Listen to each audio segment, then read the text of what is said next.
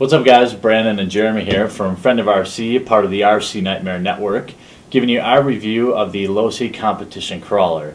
So this is not brand new, it's new to us, but there are a lot of technical features about it, and so as usual, we'll start out with Brandon giving you a little bit of overview of what you can expect. Well, I think I'll start off with the thing that hit us hardest the most. This is a worm gear drive setup, so there's really not much in the reduction in the transmission. The worm gear drives on the axles are what give you the huge final drive ratio. It was in the tune of like 60-1. So when we first got it, we threw in I think it was a 45 turn brush rock 55 setup. actually, yeah. 55 turn. Yeah. Later found out this runs more of like a standard 10 scale short course style system, I guess you'd say. We're running now a 17.5 Tekin. Yep, a Tekin brushless system on a Mamba ESC seemed to be like really just like a perfect match in terms of at least what we would have expected as novice crawlers. Yeah, so that was, I think, the first thing that threw us off. And because of these worm gears, you got to stay on them, you got to grease them, otherwise they'll start to slip and click. And so it's not your standard crawler if you haven't had any worm gear drives. It's something you might want to research ahead of time, especially if you're planning on using existing equipment, because this does come as a roller, nothing in there. Yeah. Beyond that, we pretty much love it. I mean, you and I had nothing bad to say about it. True 4-link suspension. I mean, as adjustable shock mounts as you're ever going to get. True aluminum threaded body, titanium nitrate coated shocks. It was set up really, really well out of the box and performed great. Yeah, we had basically, I touched on mostly electronics. We've installed a dig servo too on the RC Nightmare channel. We're editing down the build video. You'll actually see us installing. We actually filmed installing the 55 turn. I think Brandon went back and had to refilm with the brushless system. Right. Yep. It wasn't so much the brushed as it was the torque, and I think we're running I know now, 7955 titanium gear high-tech servo. I generally just go for overkill with steering servos because, how can you not? Yeah, especially on a crawler. I think we put like the nicer little aluminum servo mount right by Racer's Edge on here, to our servo horn as well. But we've got a fair amount of time on this, and really even the Losi rock crawler, or rock claw, my bad, tires really hook up nice, and a lot of people prefer them even for the long term. Yeah, you guys see it in the running video on RC Nightmare, but we were really pleasantly surprised. And I'll touch on the dig again. That's a big thing on this unit. I'll kind of give you the overhead shot. That's a dig servo.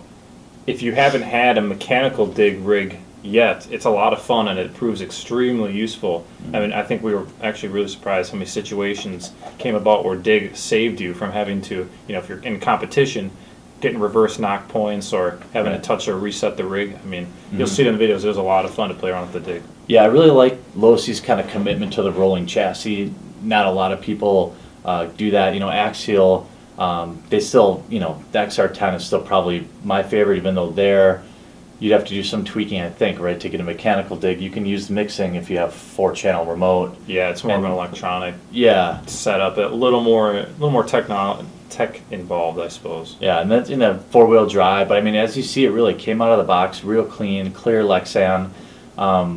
And there's not a hell of a lot to it. I mean, what do you really complain about? I mean, again, I guess with this one, I wish there was a more intuitive lower battery spot. I think we're mounting the battery here. But was there some reason that it couldn't fit in here? It comes down to size. We run these 1300 milliamp packs from Thunder Power. We run them in all rigs before, and they really call for a much smaller pack. And it's fine for competition crawling, but when we go out and run all day, we like a little more capacity. So it's tough to fit it. We're going to modify a few little things to make that work. But it always seems to be the thing with these crawlers is where do you mount the battery? Where do you put the weight on the axles? Yeah, and it comes down to just finding a battery that fits your needs. Well, in terms of value, we'll go real quick kind of through the other points. I think, again, like with any crawler, even more so even than like a short course system even, or something like a buggy system, you really got to look at what kind of setup you want in terms of the value, right? Because you're putting a $200 motor, maybe another $100 ESC, and now you've got, an extra $300 on top, plus a $50, $75 servo. I mean, I think our XR10 build got bloated to almost $1,200 in total cost when we built that up. Easy. It was well over $1,000. So value on the rolling chassis would be there's a great value. What you do with it afterwards, I mean, you don't need to go brushless. You could run it with a lot of different things if you wanted. You don't need a $150 Mamba Max Pro ESC if you're just getting into it. And then in terms of really Fun factor, huge. We're just kind of getting into crawling now a little bit more as it gets to winter. We really like this kit. With the mechanical dig, the ease of install, I think the entire setup maybe took an hour and a half. There's really nothing to complain about. You don't have the nuisance of like a complete kit build, which is, I like personally.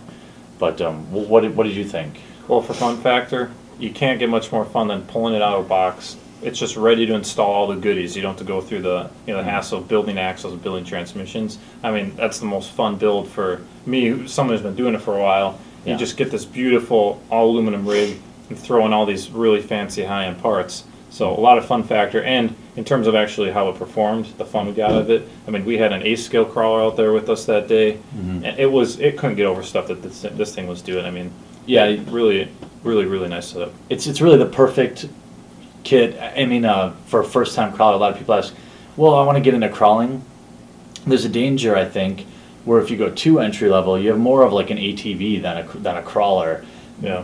Something like a Losi competition crawler, or actually maybe even the night crawler too, because that comes ready to run, I think. Yeah. Yeah. So that may be like this would be in the realm of a first time crawler kit, maybe the night crawler, because I just think with crawling, if you don't get something good enough, you're gonna hate it. You're not gonna even when you get this thing going like at a 45-degree angle, and then you flick the dig servo, and then you pull yourself up.